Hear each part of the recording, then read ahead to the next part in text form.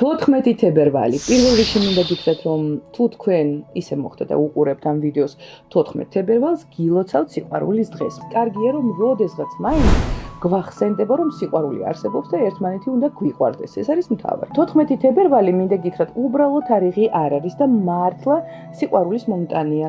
ამიტომ ამ დღის განმავლობაში ძალიან კარგია პრაქტიკის ჩატარება იმისათვის, რომ ჩვენ ცხოვრებაში მოვიზიდოთ სიყვარული, ან დავალაგოთ ჩვენი უკვე არსებული ურთიერთობა. და ჩვენ დაგჭირდება სულ რაღაც წითელი სანთელი, თეფში, აუცილებლად გაითვალისწინეთ, რომ სასურველია თეთრი თეფში იყოს და შაქარი. სურვილის ჩაფიქრებაში სასურველია, რომ ყოველთვის სახით აღმოსავლეთის მხარეს ვიდგეთ, იმიტომ რომ ჩვენ ცხოვრებაში შემოდის ეს ენერგია აუცილებლად. ვერტიკალურად დაწერეთ ვიზიდავ სიყვარულს.